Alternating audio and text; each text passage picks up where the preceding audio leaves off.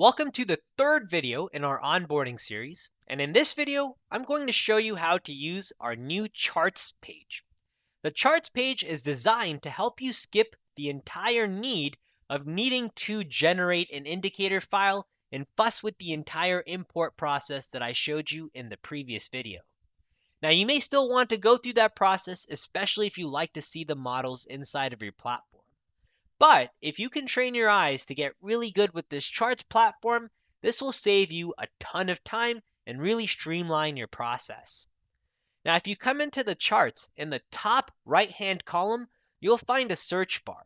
So if ever you want to change which symbol you're searching, just search for another symbol here. Say you wanted to see Apple, and you'll load in the charts for Apple, and you'll be able to see that in a little bit more detail. Now, when you load in the particular chart for whatever symbol you're looking at, there's some key pieces of information that I've tried to make very obvious. Now, you have, of course, the symbol, the current price, what is the move. This is all typical information that you should be familiar with, especially if you're a trader. However, on the right-hand column, I provided information which I think helps you understand and make sense of the volatility. Again, this is all designed to help you capitalize on the volatility and figure out, is this a trade, a volatility trade you want to take? The first thing you'll see is what is the market stage. We've talked about this, but one more time, you have 4 market stages, and this gives you a quick overview of what is the current market stage. And if you take a look at this third chart, that chart gives you an idea of how long we have been in this particular market stage. So if you look at Apple, for example, we can see the market pulse. Historically, September 24th was actually in a stage of accumulation. It was green. So the bulls were in control, and recently actually is when we've pulled back to the market pulse line. And we're getting some pullback opportunities where you see this market pulse teetering one more time with the market stage of acceleration. Currently, we're in this market stage of accumulation. So it gives you an idea of the trend that is. You could see that it was green. Now say that this was red so far and you saw that the market stage was in accumulation. That would tell you that this trend is looking to switch, and you might see that with the reversal. So if we come back to our charts here, and let's see if we can find a reversal opportunity here. So we have Coca-Cola as a reversal.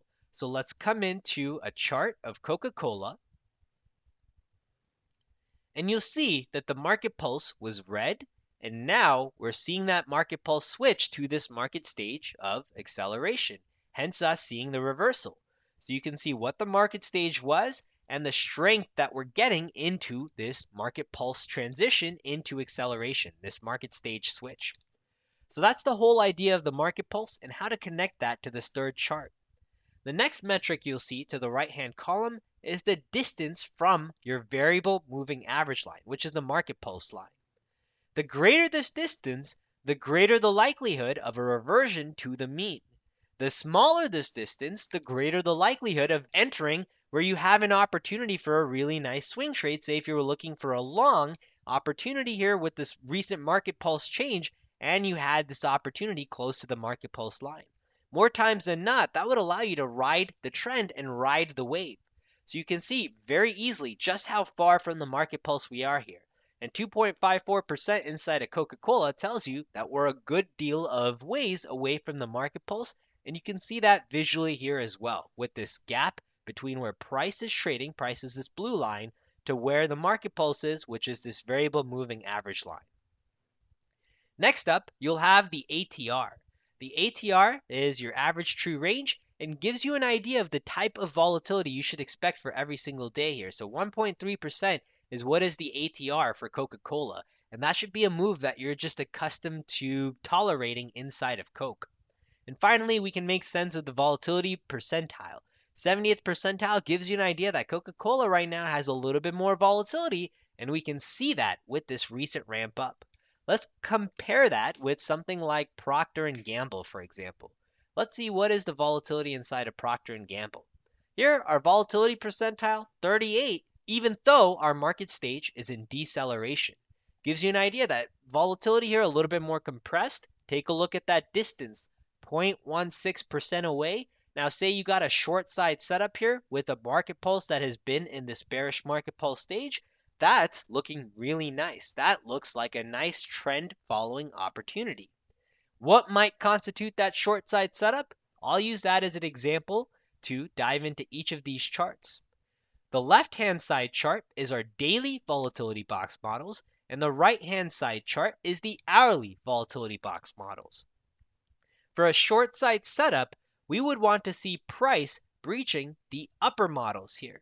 So every time you see this where price is rallying and it tags the upper models, that's where you're looking to take advantage of a short side setup if you're looking for a bearish trend here. Inside of Procter & Gamble, we had a long side setup here. What did that look like? Price breached our lower volatility box models. That's these clouds right here. And we breached those models and we reversed from there. If you come inside of a chart of Procter & Gamble here, and we load in our daily volatility box models, you can see that inside of ThinkOrSwim as well.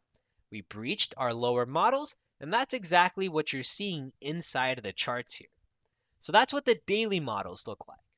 You can switch between the aggressive and the conservative models, and the conservative allow you to adapt when volatility is starting to pick back up. And same thing, we have the conservative for our ThinkOrSwim files as well, which I'll show you how to load those in the next video when we're talking about the indicator generator. Now, the hourly models give you a different level every single hour. And for those of you that are scalp traders, you really enjoy getting in and out of trades, you'll find the hourly models will become some of your best friends. They give you some nice opportunities. Take a look at Procter & Gamble here. Off of the daily models, all we had was a long side setup here, this long side entry. And we know that our trend is so far in a market stage of deceleration and has been for quite some time. So you might be ignoring the long side setup even though it worked beautifully today. You might be focused on just the shorts. So today we had a short side breach here, we had a short side breach here, and you got close after the lunchtime hour, but you fell a little bit shy of the actual clouds. So two different short side setups versus zero using the daily models gives you an idea of how many more scalp setups the hourly models can give you. So that's a quick way to view and visualize what does the volatility look like with our volatility models. And bear in mind, these are the same models that we have for the ThinkOrSwim charts and the same ones that we update every single week, every single Sunday, studying and updating the models to adapt to the latest volatility. Now, finally, at the bottom here, you'll find a quick overview, a quick snapshot of the recent volatility box performance, and you'll even get a chance to see the breaches along with the at the edge setups. At the edge setups are ones in which we're entering at the outer edge of the volatility box clouds. So those times when I say, hey, stop hit, that's the at the edge setup that we're looking at as a potential entry here.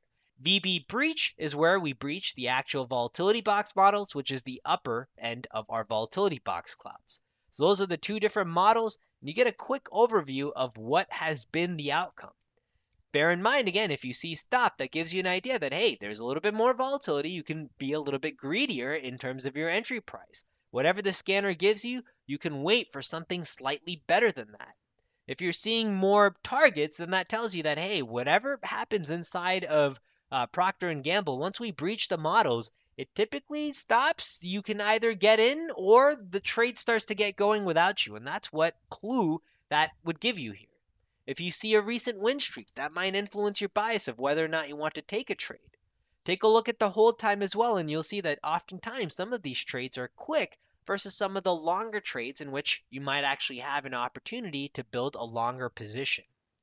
So the charts are a very quick and helpful way to not only visualize the models, visualize what is the market pulse, what has the market stage been leading up to this moment, how far away are you from the market pulse line, but it also helps you understand what is our volatility metric and what has been the recent volatility box performance.